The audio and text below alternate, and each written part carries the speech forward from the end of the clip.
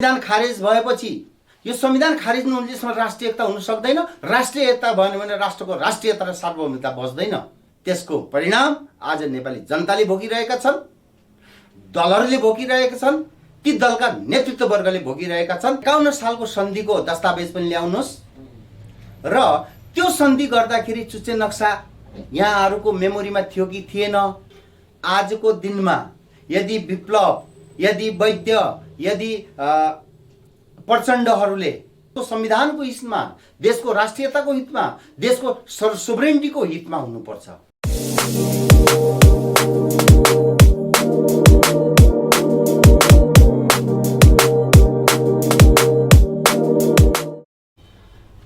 यहाँलाई हलमार्क टिममा स्वागत छ। आज हामीसँग हुनुहुन्छ संयुक्त राष्ट्रिय आन्दोलन परिचालन समितिको संयोजक तथा राष्ट्रिय हिन्दू महासङ्घको अध्यक्ष विक्रम बमज्यू हुनुहुन्छ। यहाँलाई हलमार्क टिभी स्वागत गर्दछ। धन्यवाद। हजुर, यहाँलाई चाहिँ नि मैले पहिलो प्रश्न के गरेँ भने जुन हाम्रो अस्तिको कार्यक्रम भएको थियो त्यो कति गते कार्यक्रम भएको थियो भन्दा 20 गते चाहिँ बगडामा कार्यक्रम भयो होइन, 3 गते त्यहाँ कार्यक्रम भयो। अनि बसन्तपुरको कार्यक्रम जुन छ नि त्यो कार्यक्रम चाहिँ नि अलिकति छिटपुट घटना भयो भन्ने पनि सुनियो होइन।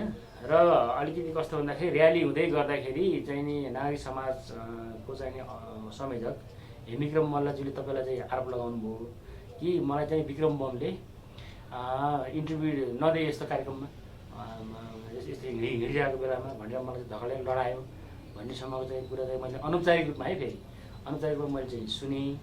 अब हामीसँग कुरा गर्दाखेरि होइन, हुन त यो टेलिभिजन हेर्दाखेरि अब उसले पनि कमेन्ट त गर्ला होइन, उहाँले गर्नु होला। तर चाहिँ कस्तो भन्दाखेरि यस सन्दर्भमा अलिकति थोरै प्रश्न चाहिँ नि पारौँ, त्यसपछि म फेरि अर्को चरणमा जान्छु। त्यो मलाई त्यस्तो जानकारी छैन। त्यो कार्यक्रममा हेमविक्रम सिलवालजी हुनुहुन्थ्यो र म आन्दोलन परिचालकको संयोजकको हैसियतले म पनि थिएँ र त्यहाँ स्वयंसेवक भाइहरूले र्यालीलाई कन्ट्रोल गर्दै अगाडि बढ्या अवस्था हो। त्यो क्रममा उहाँलाई पनि रोकेको अवस्था चाहिँ हो। तर उहाँले भने जस्तो जो मैले पनि सुनेको छु कि एउटा विज्ञप्ति निस्केको छ, त्यसमा चाहिँ उहाँले कुटपिट हातापाई के भयो भनेर लेखेको छ अरे। तर उहाँले भने जस्तो त्यो असत्य हो, त्यसमा कुनै सत्यता छैन। अनि उहाँले के भन्नुहुन्छ भन्दाखेरि यो त कसैले लुकाएर छिप्दैन, तपाईँ भिडियो छ सबै चाहिँ नि अब अरू मिडियाले पनि अब खिचिरहेका छन्, अब त्यहाँ चाहिँ नि मैले बोल्नै पर्दैन। अब उहाँले चाहिँ एकदमै चाहिँ अझ उहाँले के भन्नुहुन्थ्यो भने तपाईँको चाहिँ त्यो कार्यक्रमको चाहिँ नि अध्यक्ष संयोजक तारा लुइटेलज्यूले चाहिँ के अरे अझ विज्ञप्ति निकालेर यो चाहिँ के हो भन्नुपर्छ भन्ने पनि कुरा गर्नुभएको थियो अनौपचारिक रूपमा होइन। हुन त अब त्यो मिडियामा मसँग बोलेको चाहिँ होइन इन्टरभ्यूमा, तर चाहिँ सामान्य चिया गफमा चाहिँ भनेका कुराहरू हुन्। त मैले चाहिँ खास देख्न पाइनँ होइन। अनि यो चाहिँ खासको चाहिँ के तपाईँलाई कसरी आरोप लगायो भन्दाखेरि मिडियाले चाहिँ के अब सामाजिक सञ्जालमा चाहिँ नि सबैले हाइलाइट चाहिँ नि मलाई गरे अनि त्यही भएर विक्रम बम चाहिँ रिसाएर चाहिँ के अरे मेरो चाहिँ नि प्रगति देख्न सक्यो भन्छन्। त्यो उहाँको कुरा, उहाँलाई मेरो केही भन्नु छैन। तर उहाँले जुन प्रकारको कुरा भन्नुभएको छ त्यो कुरामा सत्यता छैन र उहाँलाई त्यस्तो गर्नुपर्ने कुनै आवश्यकता त मैले त देखेको छैन। र उहाँको सक्रियता, उहाँको मेहनत र उहाँले गरेका कार्यहरू राम्रै छन्। उहाँप्रति कसैको त्यस्तो दुराभाव छ जस्तो मलाई लाग्दैन। यो वनको बाघले भन्दा मनको बाघले खाएको भन्ने कुरा।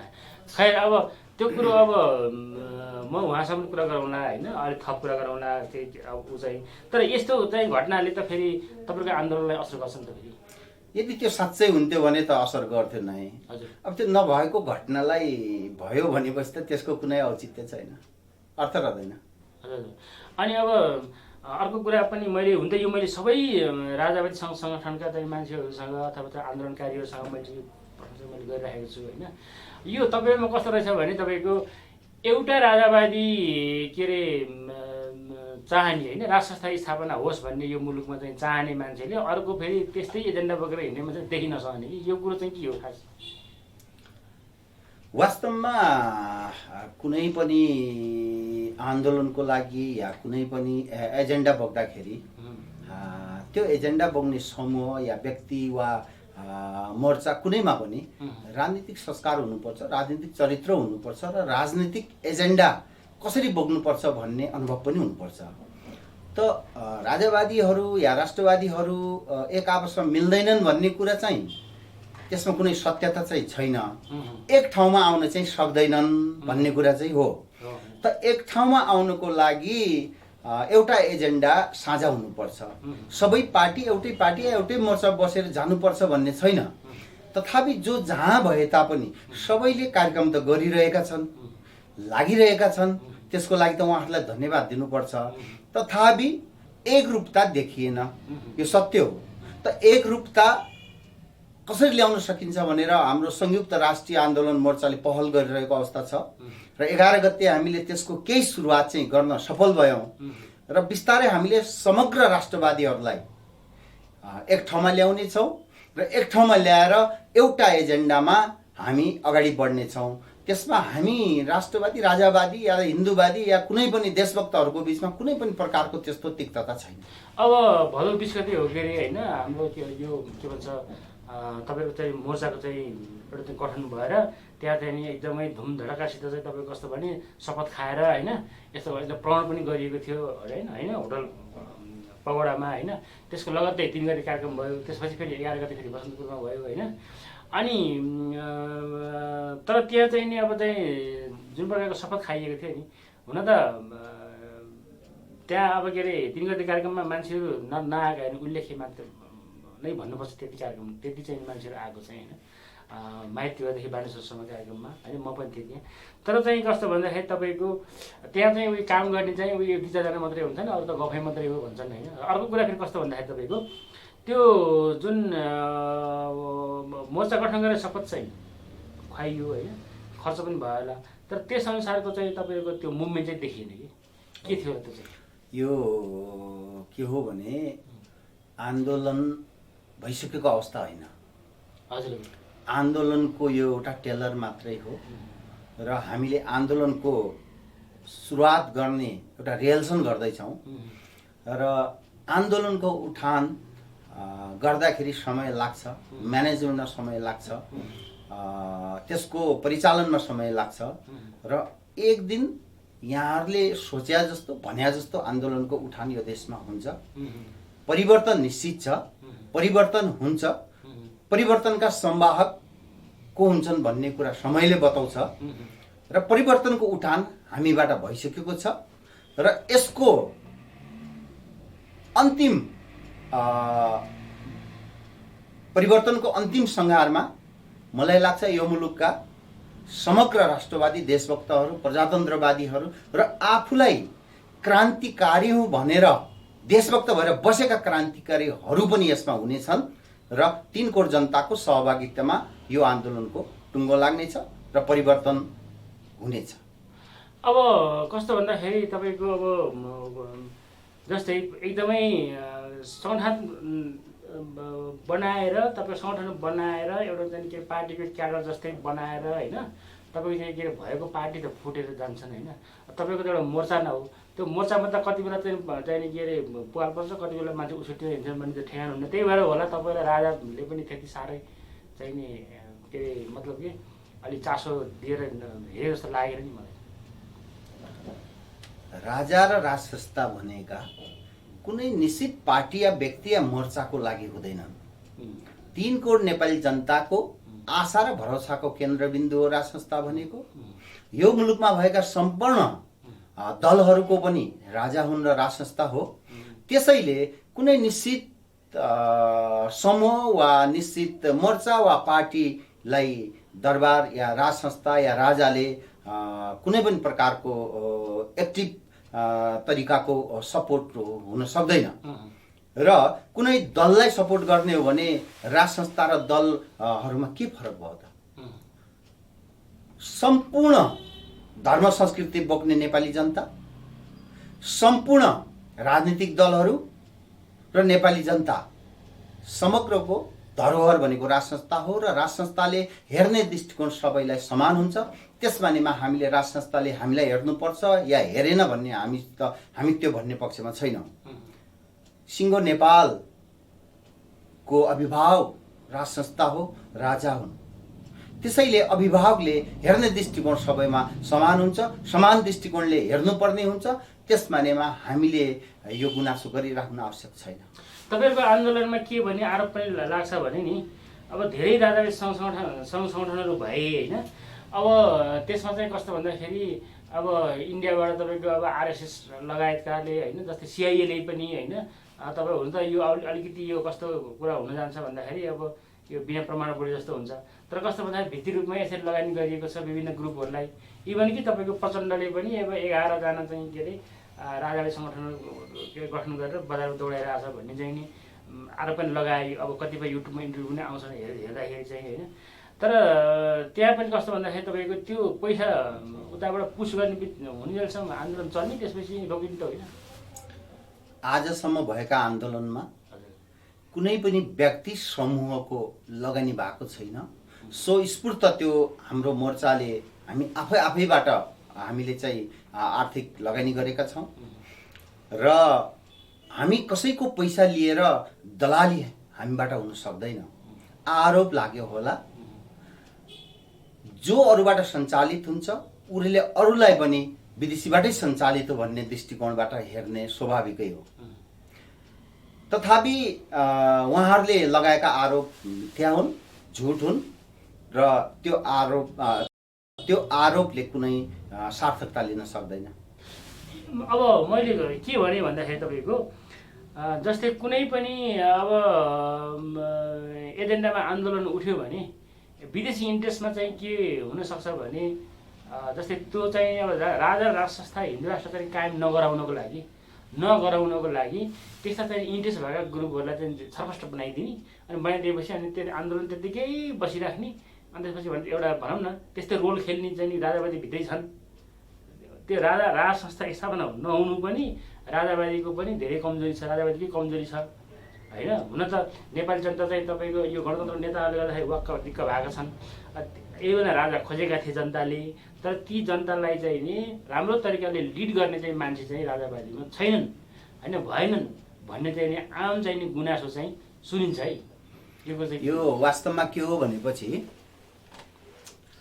यो कुरालाई नकार्न सकिँदैन। हजुर, नेतृत्व छन्, राष्ट्रवादी नेतृत्व। हामी त कहिले पनि सरकारमा गएका त छैनौँ, हामीले कहिले मन्त्री पद त हामीले खाएका छैनौँ। त्यसमानेमा राजावादीमा नेतृत्व नदेखिनु स्वाभाविक हो।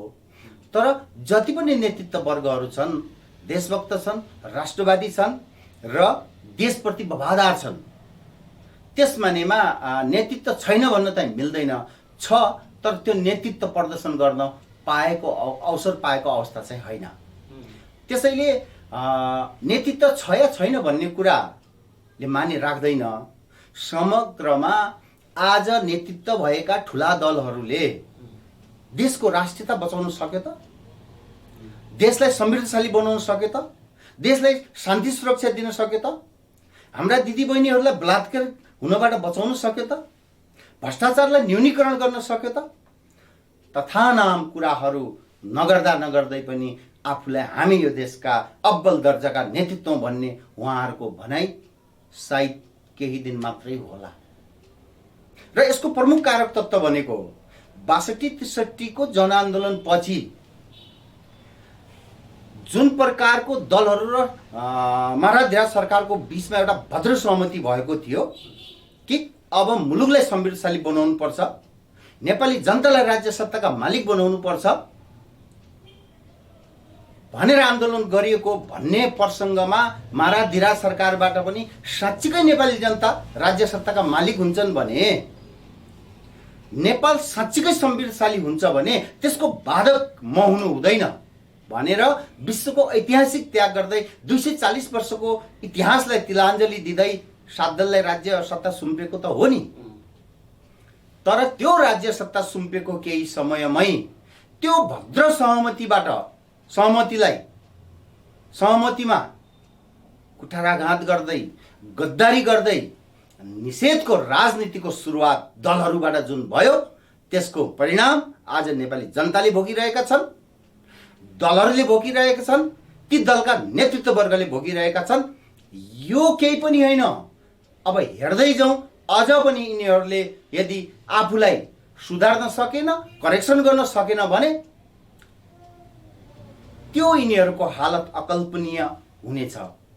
त्यसमानेमा म त के भन्न चाहन्छु भने फेरि त्यो भद्र सहमतिमा गएनन् नेताहरू भने, दलहरू भने,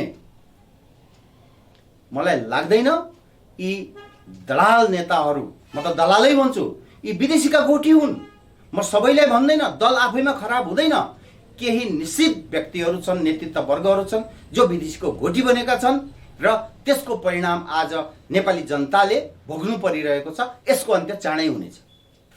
अब तपाईहरू जुन एउटै एजेन्डा छ, हिन्दू राष्ट्र कायम गर्ने भन्ने एजेन्डा छ, राष्ट्र फेरि चाहिँ स्थापना गर्नु पर्यो भनेर चाहिँ नि सडकमा दौडिरहेको देखिन्छ होइन, विभिन्न ग्रुप बनाएर होइन। त्यो तपाईँहरूलाई चाहिँ के चाहिँ एउटा सूत्र फेला परेन कि सबैलाई एजेन्डा एउटै भइसकेपछि एकै ठाउँमा हामी आउनुपर्छ, आन्दोलन गर्नुपर्छ, एउटै मोर्चा बनाएर हिँड्नुपर्छ भन्ने कुरो चाहिँ तपाईँको सूत्र खासै तपाईँको 63 सालदेखि अहिलेसम्म फेला परेन। हुन त अहिले अब जनताको चाहना पनि अब राजा राष्ट्र चाहिँदैछ यो मुलुकमा, राष्ट्रिय एकताको प्रतीक, यो नेताले चाहिँ नि यो देशै नराख्ने हो कि भन्ने चाहिँ उनीहरू चाहिँ आम जनतामा पनि त्यो पर्न थालेको छ। त्यसले गर्दाखेरि जनताहरू जुर्मुराए। त्यो जुर्मुराएको बेलामा हामी पनि फाइदा लिइहालौँ भनेर चाहिँ तपाईँहरू हिँड्नु भएको हो, तपाईँहरू अनि अब चाहिँ अरू राजनीतिक पार्टीहरू पनि भन्छ। त्यो होइन। वास्तविकता के हो भने देश चल्ने भनेको देशको संविधानले हो। संविधान भनेको राज्यको मूल कानुन विधिको विधान हो। यो संविधानले सबै पक्षलाई, सबै वर्गलाई यदि समेटेको भए, सबै भूगोललाई समेटेको भए, यो संविधान विभाजनकारी, विखण्डनकारी नभइदिएको भए सायद आज मुलुक यो अवस्थामा पुग्दैन थियो होला। र जुन संविधान जन्मिँदै लङ्गडो भएर जन्मियो, जन्मिँदै अपाङ्ग भएर जन्मियो र त्यो संविधानले जबरजस्ती मुलुक चलाउन खोज्दा आज यो परिस्थितिको सिर्जना भएको छ।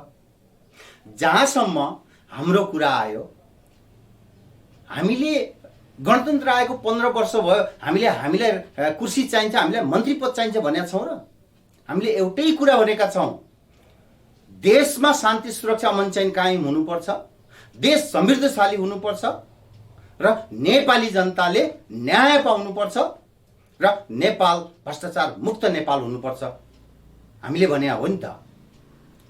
तर यो संविधानले न त भ्रष्टाचार मुक्त नेपाल बनाउन सक्यो, न त नेपाली जनतालाई शान्ति सुरक्षा दिन सक्यो, न त नेपाल समृद्धशाली हुन सक्यो। उल्टै दलीय विभाजन, क्षेत्रीय विभाजन, भौगोलिक विभाजन, राजनीतिक विभाजन, हुँदा हुँदा धार्मिक विभाजन, हुँदा हुँदा आज देश विखण्डन र विभाजनको सङ्घारमा आइसकेको छ। र सरकारमा बस्नेहरू जसले एमसीसी जस्ता सम्झौता गरेका छन्, उनीहरूले मन्त्री हुँदाखेरि कसम खाएको हुन्छ म देश र जनताको हितमा संविधानको उल्लङ्घन नहुने गरी कार्य गर्नेछु भनेर शपथ खाएको हुन्छ कि हुँदैन? तर देशको संविधानलाई अपाङ्ग हुने गरी एमसीसी सम्झौता गर्ने मन्त्री या कुन निकाय थियो, त्यो सम्झौता देशको हितमा हो त? म एमसीसी को विरोध गर्न चाहन्न।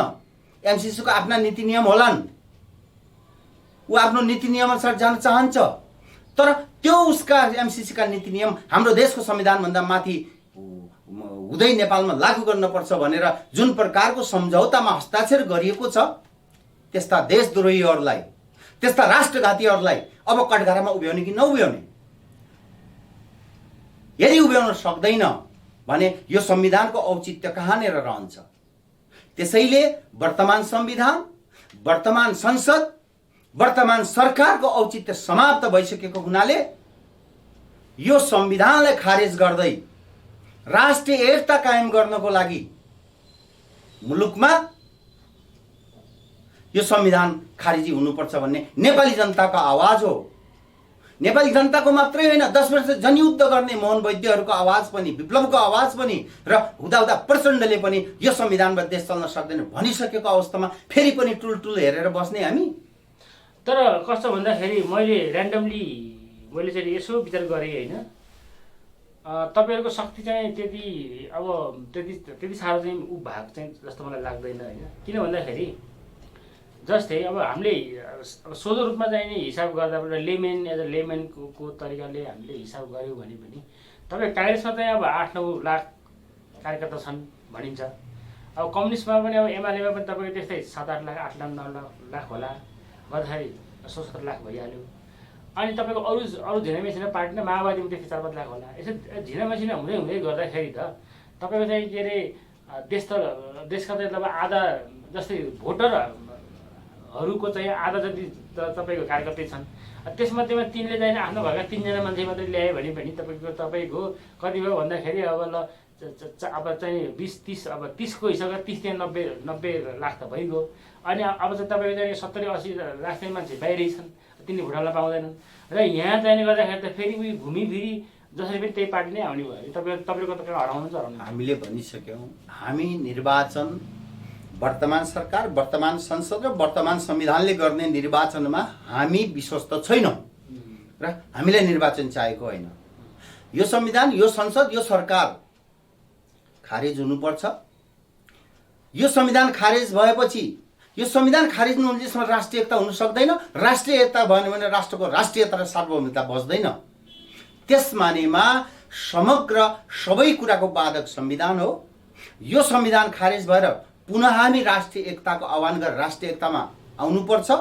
राष्ट्रिय एकता कायम गर्दै मुलुकलाई वर्तमान परिस्थितिबाट निकास दिनुपर्छ भन्ने हाम्रो मान्यता। जहाँसम्म उहाँहरूको सङ्ख्याको कुरा होला, 30 लाख 40 लाख सङ्ख्या उनीहरूको भोटर्स छैन भन्न मिल्दैन। चाहे त्यो कार्यकर्ता होस्, चाहे त्यो किनेर ल्याएको व्यक्ति होस्, तथापि 30-40 लाख देखिन्छ। नेपाली जनता 3 करोड छ।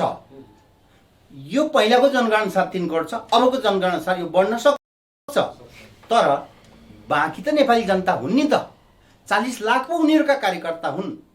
बाँकी 40ले फेरि अब 3जना घरकै मान्छे ल्यायो भने 1 करोड 20 लाख भइहाल्यो।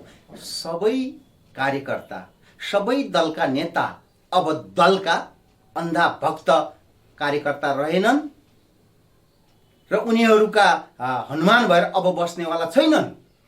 त्यही दलहरूका कार्यकर्ता, त्यही दलहरूका नेता आज सडकमा आउँदैछन् कि यो संविधान, यो व्यवस्था अभाव सिद्ध भइसकेको हुनाले यसलाई तत्काल खारेज गरेर राष्ट्रिय एकता कायम गर्नुपर्छ भनेर ठाउँ ठाउँबाट दलहरूबाट आवाज उठेको अवस्था छ। त्यसमानेमा अब यिनीहरूले मेरा कार्यकर्ता र मेरा भोटर्स भनेर दिवा सपना हेरिरह्यो भने त्यसको परिणाम यिनीहरूले छिट्टै देख्न पाउने। तपाईँले चाहिँ एमसीसीको विरोध चाहिँ किन गर्नुहुन्छ? मैले एमसीसीको विरोध गरेको होइन। एमसीसी भन्ने एउटा कर्पोरेसन लिमिटेड हो। त्यो एउटा विकास निर्माणको कार्य गर्ने कर्पोरेसन हो। त्यससित हाम्रो कुनै लेनदेन छैन। हामीलाई हाम्रा एमसीसी नेपालमा लागू हुनुपर्छ भनेर हस्ताक्षर गर्ने जुन व्यक्तिप्रतिको हाम्रो आक्रोश हो कि एमसीसी नेपालमा लागू हुँदाखेरि यदि नेपालको संविधानसित बाँझेमा त्यो संविधानको धारा निलम्बन हुनेछ, एमसीसीको धारा सक्रिय हुनेछ भन्ने बुँदा सहितको जो सम्झौता गरिएको छ त्यो सम्झौता राष्ट्रघाती हो। त्यो सम्झौता नेपाली जनताको हितकर छैन।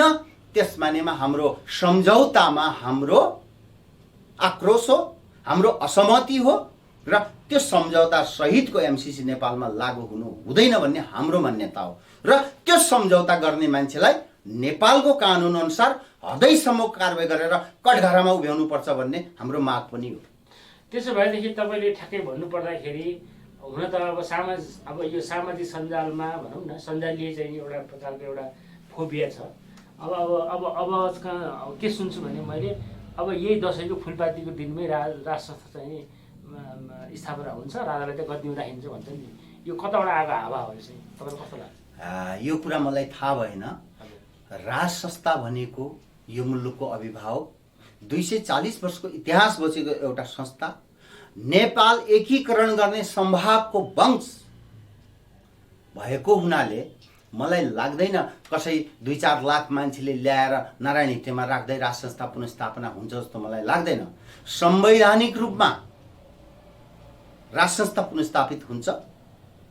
संवैधानिक रूपमा म भन्दैछु, संवैधानिक भनेको यो संविधानको प्रस्तावना खारेज भयो भने मात्रै यो मुलुकमा राज संस्था पुनर्स्थापित हुन्छ। यदि यही संविधानको धर्मनिरपेक्षता, गणतन्त्र र अर्को संघीयता, यी तीनटा कुरा खारिज हुन्छ भने नेपालमा सबै पक्षको एकता हुन सक्छ। नेपालीहरू त्यसमा एकता भएर एउटा बिन्दुमा पुग्न सक्छन्। होइन, यो संविधान रहिरहन्छ भने राष्ट्रिय एकता पनि हुँदैन, राज संस्था पनि फर्किँदैन र यो मुलुक पनि रहँदैन। त्यसैले एमसीसी जस्ता घातक सम्झौता गर्ने संविधानले मुलुकमा राज संस्था फर्काउन सक्दैन। त्यसैले राज संस्था 47 सालको संविधानलाई टेकेर वर्तमान संविधानलाई खारेज नहुन्जेलसम्म राज संस्था संवैधानिक रूपमा फर्किँदैन र राज संस्था कसैले यति गते उति गते यसरी ल्याउँछु भन्छ भने ती वायात कुरा हुन्, राजनीतिक कुरा हुन् र त्यसमा यहाँहरू त्यो भ्रममा पर्नु हुँदैन। यी सबै कुरा गर्नलाई त फेरि तपाईँमा त अब तपाईँहरूमा त एक प्रकारको चाहिँ नि पावर हुनु पऱ्यो, एउटा चाहिँ डेडिकेसन हुनु पऱ्यो। अब तपाईँको चाहिँ जनतालाई गएर चाहिँ नि के अरे गाउँ गाउँमा ठाउँ ठाउँमा गएर बुझाउन सक्नु पऱ्यो। बिल्कुल होइन, बुझाउन सक्नु पऱ्यो।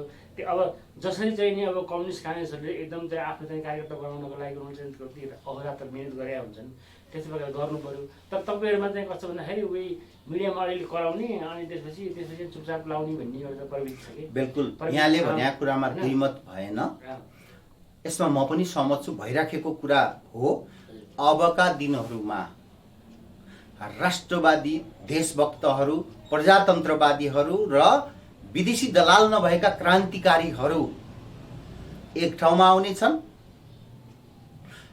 यो व्यवस्थाको विरुद्धमा बुलन्द आवाज उठाउनेछन् र मुलुकलाई आमूल परिवर्तन गर्नेछन् भन्ने म यहाँलाई विश्वास दिलाउन चाहन्छु। यो समयले देखाउने कुरा हो, हेर्दै जानुहोला। त्यसपछिको समीक्षापछि अनि हो कि होइन भन्ने कुरा यहाँहरूले देख्न पाउनुहुनेछ। अब तपाईँ दार्चुलाको मान्छे होइन, अनि अब यो जुन प्रकारको अहिले जुन केपी ओलीले जुन नयाँ नक्सा चाहिँ जारी गर्नुभयो होइन, हुन त त्यो पुरानो हो, फेरि बिचमा चाहिँ कटअप भयो, फेरि अब त्यसलाई फेरि नयाँ भन्न थालिहाल्छ होइन। त्यो चुच्चे नक्सा चाहिँ जुन नक्सामा चाहिँ आयो होइन, जमिन त आउने ठेगान छैन। अनि अब यस सन्दर्भमा केपी ओलीले जनताको सेन्टिमेन्ट लिनको लागि मात्रै त्यो गरेको रहेछ भन्ने कुरा चाहिँ के अरे लगभग अब कम्तीमा पनि अब मजत्तिको मान्छे त कन्भिन्स भयो होला होइन। तर कस्तो भन्दाखेरि तपाईँको हो त्यस्तै सेन्टिमेन्ट चाहिँ क्यास गरिसक्नु, तपाईँसँग कुनै त्यस्तो एजेन्डाहरू छैन? वास्तवमा एउटा केपी ओली मात्रै नभनौँ, केपी ओलीले चुच्चे नक्सा जारी गरे। 51 सालमा टनकपुर सन्धि हुँदाखेरि माधव नेपाल, केपी ओली, झलनाथ खनाल, प्रकाश चन्द्र लोहनी, शेरबहादुर देउबा, उहाँहरूलाई एकचोटि सोध्नुहोस् एक ठाउँमा राखेर कि 51 सालको सन्धिको दस्तावेज पनि ल्याउनुहोस् र त्यो सन्धि गर्दाखेरि चुच्चे नक्सा यहाँहरूको मेमोरीमा थियो कि थिएन, त्यतिखेर जारी गर्नु किन परेन र 60 वर्षपछि आज चुच्चे नक्सा केपी ओलीले किन जारी गरे, यसको जवाब त उहाँहरूसित होला।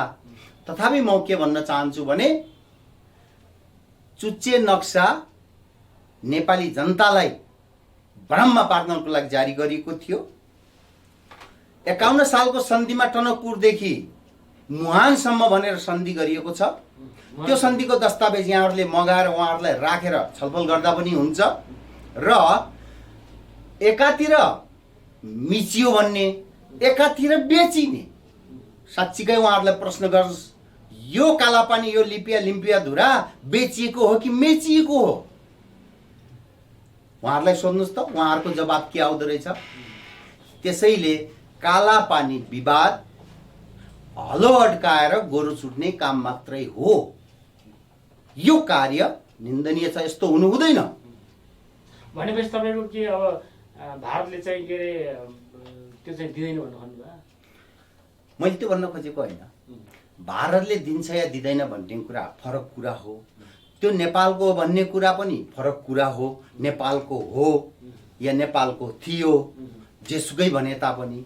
तर आज त्यहाँ भारतीय सेना बसेको छ, हाम्रो अपरिहार्य मित्र राष्ट्र भारतको सेना हो त्यहाँ बसेको। र 51 सालमा क्रान्तिकारीको नेतृत्वमा गएर हाम्रो सिमाना यहाँसम्म हो भनेर झन्डा गाडेर आएको अवस्था पनि हो, त्यो पनि हामीले देखेकै हो। अब सिमाना कहाँसम्म उहाँहरूले किटान गरेर आएका छन् त्यो झन्डा होला त्यहाँ। तर एक असल छिमेकीले अर्को छिमेकीको सार्वभौमिकतामाथि कहीँबाट आँच आउँछ भने त्यसको सुरक्षार्थ यदि कसैले त्यहाँ सेना राख्छ भने त्यो आफैमा नराम्रो काम त होइन।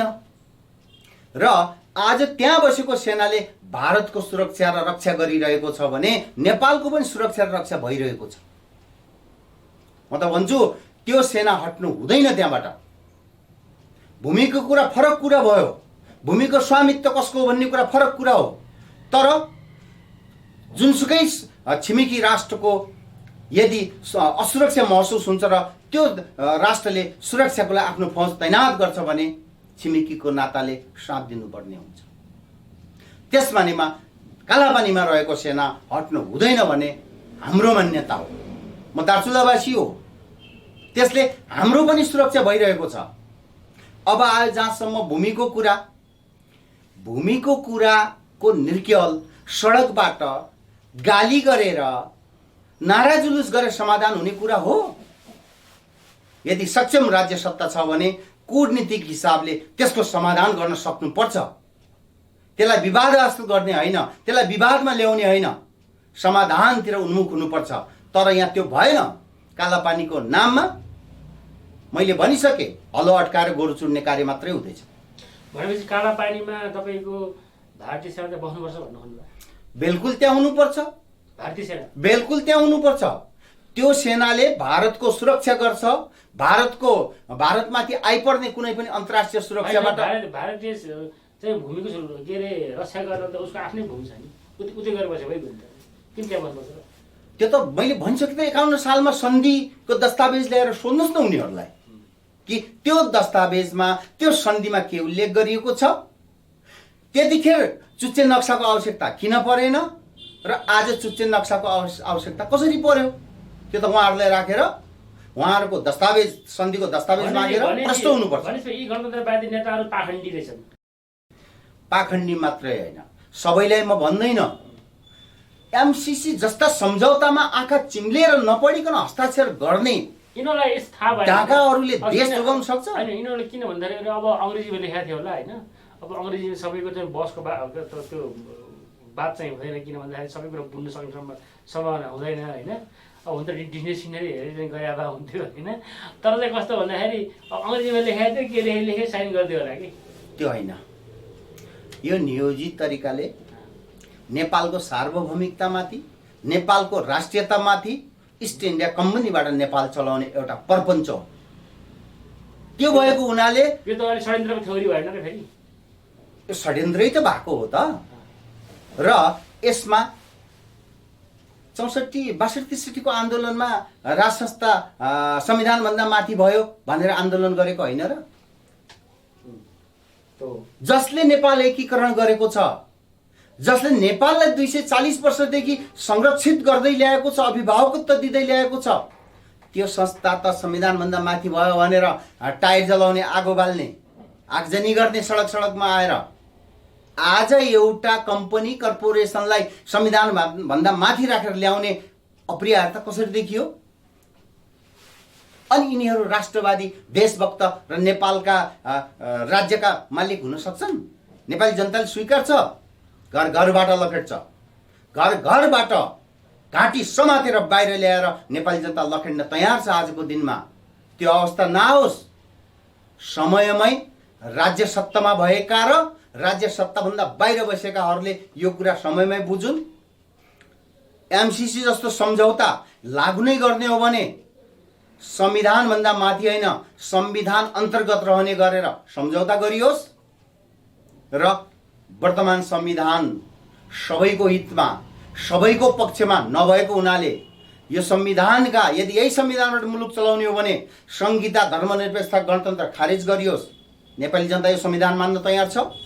होइन भने यो संविधानलाई खारेज गरेर सबैको राष्ट्रिय एकता आह्वान गर्दै फेरि पुनः नयाँ सिराबाट राष्ट्रिय एकता कायम गर्दै 47लाई टेकेर 78 सालको जनताको जनचाहना, जनअपेक्षा अनुसार यसलाई संशोधन, परिवर्तन, परिमार्जन गरेर मुलुकलाई यदि समयमै निकास दिन सकेन भने सम्भावित दुर्घटनाबाट मुलुक जोगाउन सकिँदैन।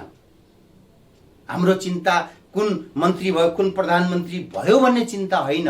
मुलुकमा हुने राजनीतिक सङ्कट, मुलुक विभाजन, विघटन र विघटनको सङ्घारमा जाने सम्भावनालाई कसरी टार्न सकिन्छ भन्ने मात्रै हामी देशभक्त राष्ट्रवादीहरूको चिन्ता हो।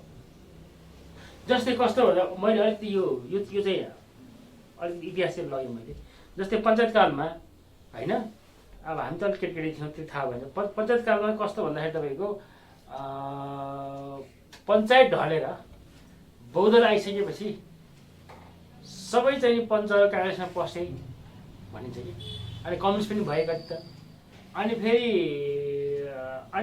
त्यसपछि चाहिँ अनि काङ्ग्रेस पार्टीमा लागेर अनि कतिले पद प्रतिष्ठाहरू पड्काए, खाए। अनि अब अहिले फेरि तिनै मान्छेहरू फेरि राजाको चाहिँ क्रेज आयो है। अब जनताले चाहिँ राजा खोज्यो भनिसकेपछि फेरि अवसर सल्लाहलाई उताबाट हुर्किएर फेरि यता आयो भन्छ नि। माओवादीबाट, काङ्ग्रेसबाट, तपाईँले के अरे उसबाट, के अरे कम्युनिस्ट पार्टीबाट आयो भन्छन् होइन।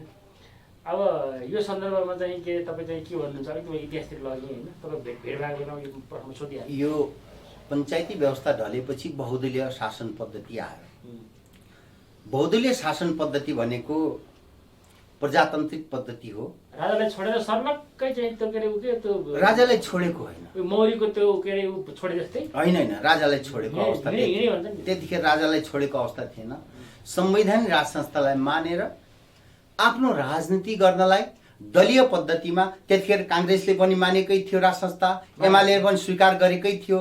र जुनसुकै पार्टीले यदि राज संस्था स्वीकार गर्छ भने त्यो पार्टीमा जानु कुनै नराम्रो कुरा होइन। आजको दिनमा यदि विप्लव, यदि वैद्य, यदि प्रचण्डहरूले यो मुलुकमा राज संस्थाको अपरिहार्यता हो भनेर फेरि पनि आउँछन् भने उहाँहरूलाई स्वागत गर्नुपर्छ। अब विप्लव र चाहिँ वैद्य बारे त भनिसके है, अब त्यो आइसक्यो। अलिअलि कुरा छिटपुट बाहिर आइरहेको छ। यो मुलुक राष्ट्रसभा चाहिँदै चाहिँ क्या हो, हामीले गल्ती गऱ्यौँ क्या भने यो कस्तो तपाईँलाई कस्तो लाग्छ? यो मान्छे अलिकति बुढो हुँदै गइसकेपछि होइन, अलिकति उमेरले पनि गइसकेपछि यो पुरानो कुराहरू चाहिँ ले चाहिँ नि हिन्ट गरेर चाहिँ त्यो पुरानो कुरा नै ठिक रहेछ, अथवा त्यो राजनीतिमा पनि के तपाईँ चाहिँ के अरे अलिकति राष्ट्रवादी पनि बन्दिहाल्ने भइहाल्ने हुँदो रहेछ कसो हो? यो व्यवहारले देखेर उहाँहरूले भनेको कुरा हो। किनभने अहिलेको शासन पद्धतिले राष्ट्र प्रमुख वा नेपालको अभिभावक कुनै दलीय सिस्टमबाट भएको अवस्था हो। र म व्यक्तिगत रूपमा विद्यादेवी भण्डारी शालीन व्यक्तित्व हुनुहुन्छ, उहाँलाई मैले कुनै आक्षेप लाउन चाहन्न।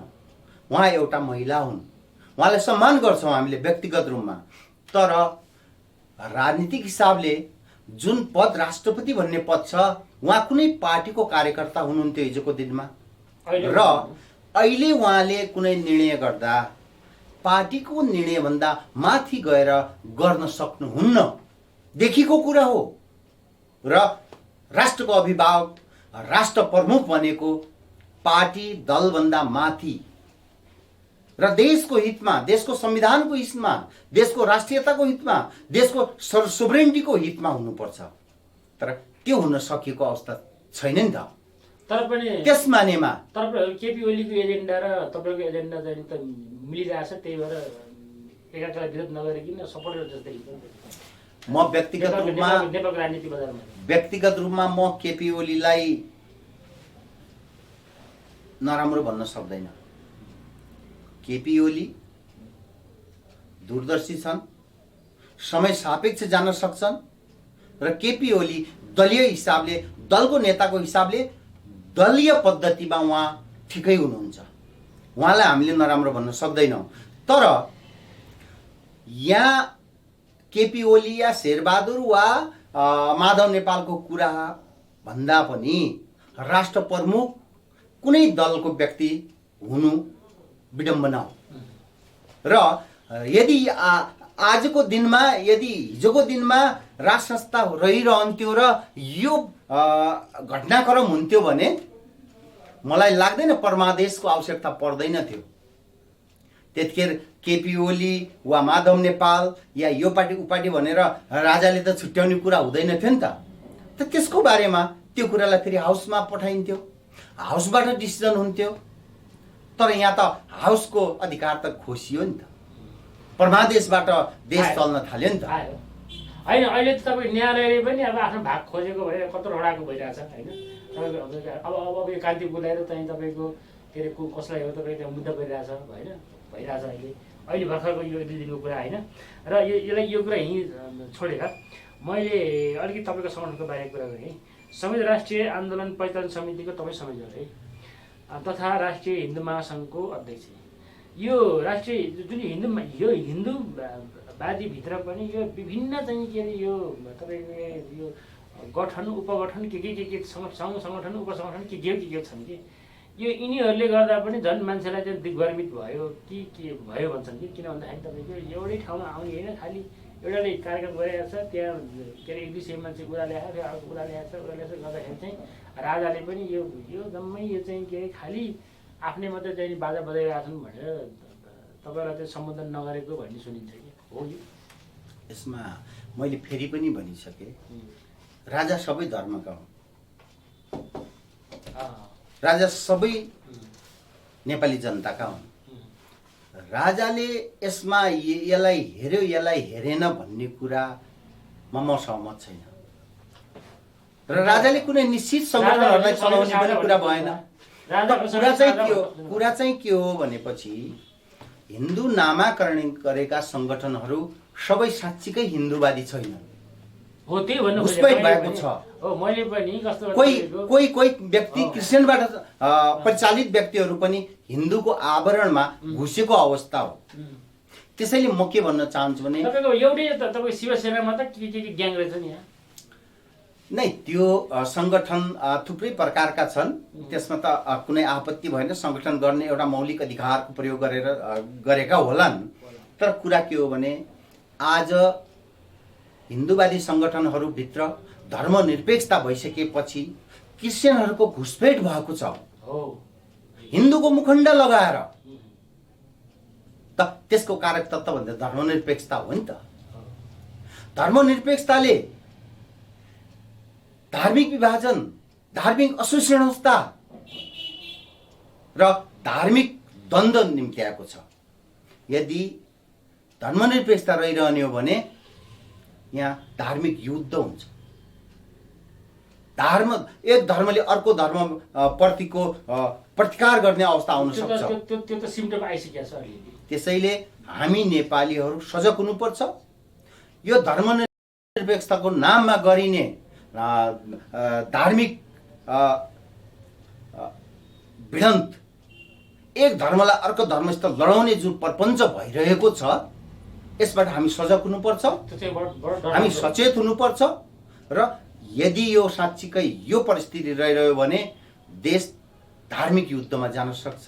त्यसबाट हामीले बस्नुपर्छ, बचाउनुपर्छ। त्यसको लागि त्यसको मुख्य कारक तत्त्व भनेको धर्मनिरपेक्षता हो। र यो संविधानमा जबसम्म धर्मनिरपेक्षता रहिरहन्छ, यो दुर्घटनाबाट, यो षड्यन्त्रबाट हामी अछुतो रहन सक्दैनौँ। त्यसैले नेपाली जनताले आज बुझिसकेका छन् कि यो मुलुकको वर्तमान संविधानबाट अब देश चल्न सक्दैन।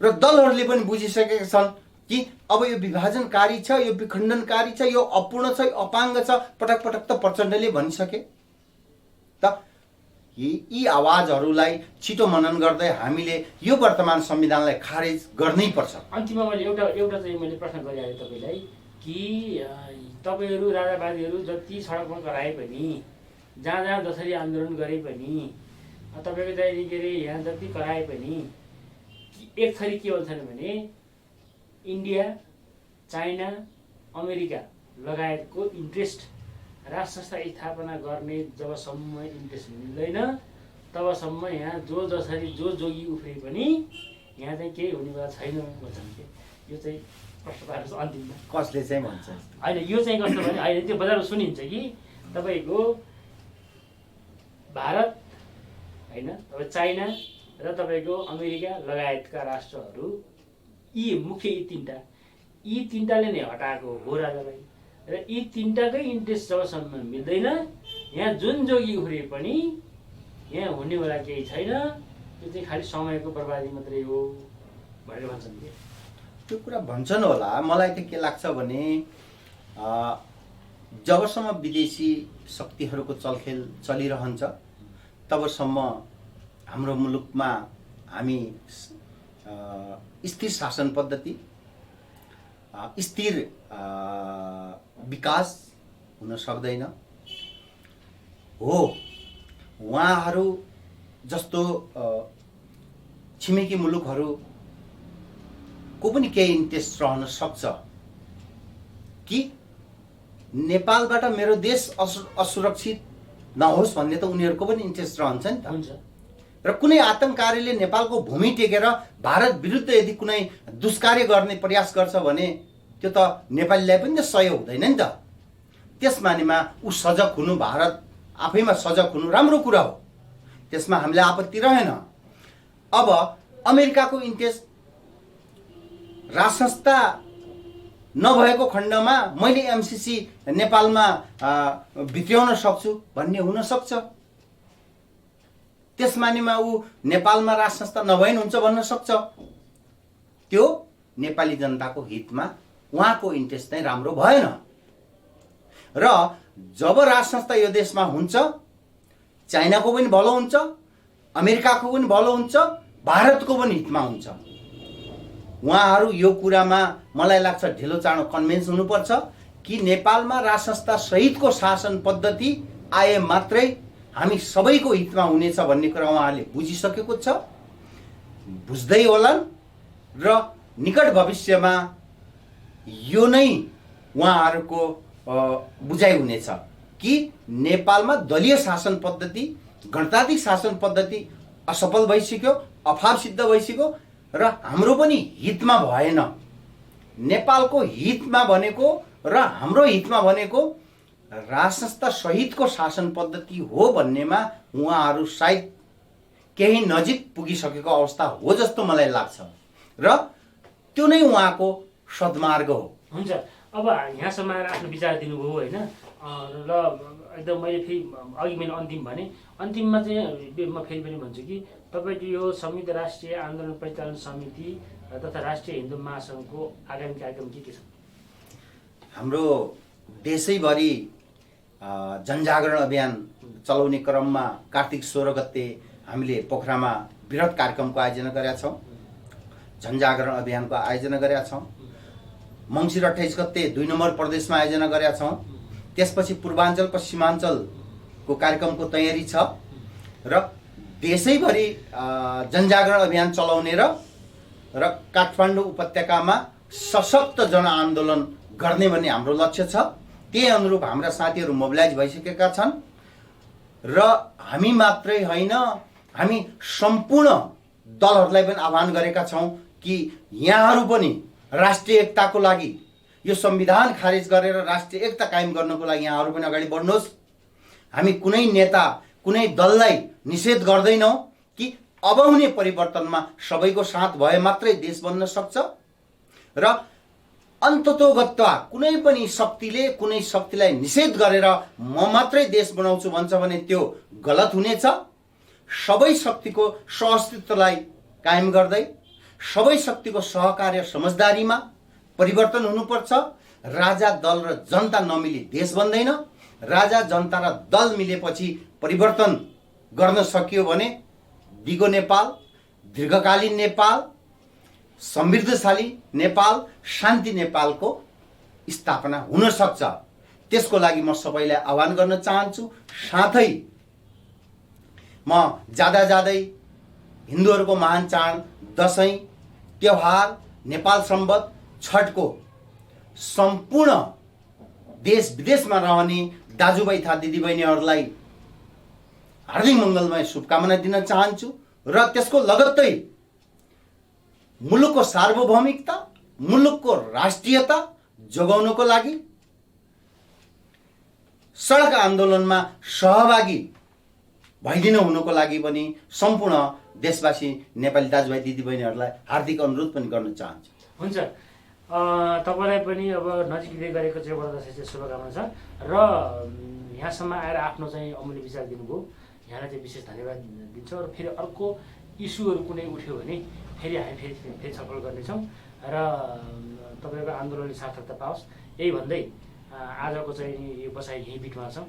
धन्यवाद। यहाँलाई पनि मेरो तर्फबाट 2-4 शब्द बोल्न दिने अवसर दिनुभयो। यहाँलाई पनि धन्यवाद र विजयादशमीको शुभकामना पनि यहाँलाई। हस्, धन्यवाद।